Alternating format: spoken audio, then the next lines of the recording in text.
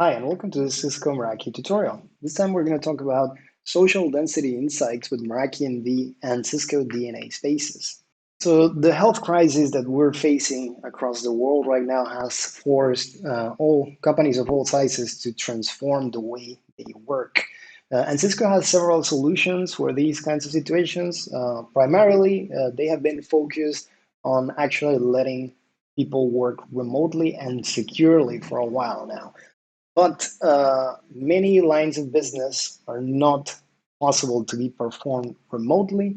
And we also want to be able to open up safely our economies and our businesses as the health crisis starts to get under control, right? So the ability to actually measure how many people you have on a physical location can prove invaluable in actually guaranteeing that those uh, trusted workplaces are actually secure from the point of view of healthcare during a health crisis.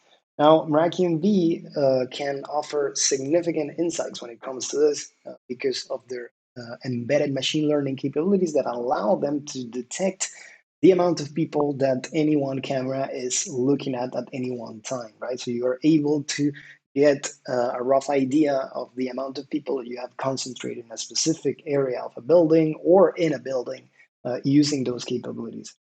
And then these capabilities can be enhanced by tools like Cisco DNA Spaces, which is basically Cisco's connected spaces monitoring solution, right? It allows you to obtain insights from access points and cameras from either Catalyst or Meraki sources and aggregate them to understand the presence that you have in any of your customer locations.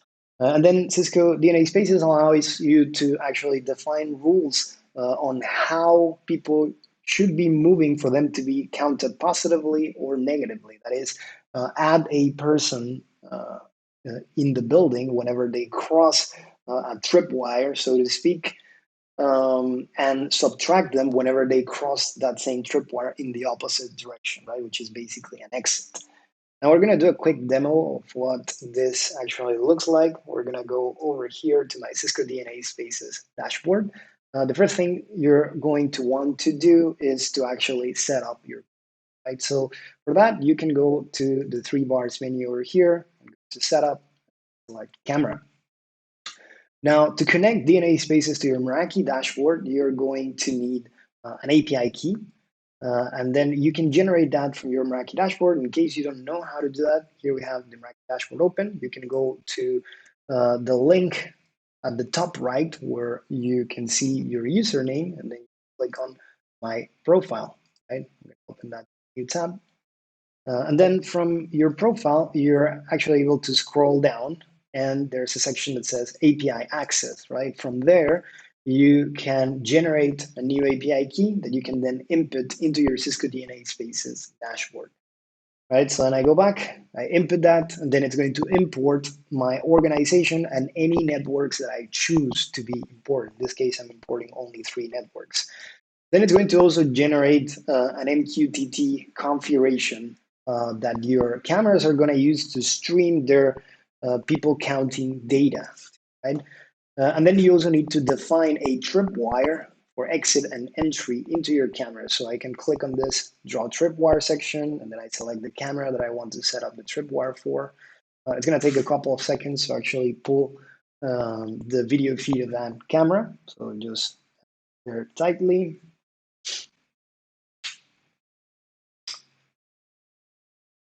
And there is the video feed of my camera. So now you have to draw your tripwire over the section where you want to count people entrances, right? So if I draw my tripwire in this fashion, whenever a people object crosses this line in this direction, the green arrow direction, the person is counted positively, right? You add one to the count whenever the people object moves toward the red arrow. However, it is subtracted, right? It's counted negatively. And you're basically done with the DNA spaces setup. You now have to go to your Meraki dashboard, look for your camera, and go to the MVSense section on settings, right? And down here, there's a section for configuring MQTT broker, which is basically DNA spaces receiver that you just saw. So I can either add or edit an existing MQTT broker. I already have mine configured over here. It's called DNA Spaces, and it's using the URL that DNA Spaces generated for us. It's also doing that in port 1883, right? So once you save that configuration, then you are good to go. DNA Spaces is going to take perhaps a couple of hours to have enough data to start showing you stuff. But then you're going to have this section over here that's called camera metrics. In the camera metrics section, you can see, for example, the footfall analytics aggregated over the whole month, for example. And I can see day by day entrances and also hour by hour entrances counted by DNA Spaces and also the presence as a function of time of day across all of my locations. If I want to get a look at what is happening right now, however, DNA Spaces has an aptly named app called Right Now. The Right Now app can show you for both your access points and your cameras how many people are in a particular location at one time. By default, it will show you immediately the access point data. But if you go over here and you go and select Right Now on camera, you can get the current people count for cameras at this location and how that has evolved over time, right? If you wait a little bit here, the page is constantly refreshing, maybe every 20 seconds or 30 seconds. So you have a good idea of how many people are at any one location at any.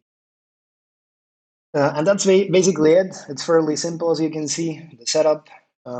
So I hope you enjoyed, and I hope you continue watching the rest of the videos. Thanks for your time.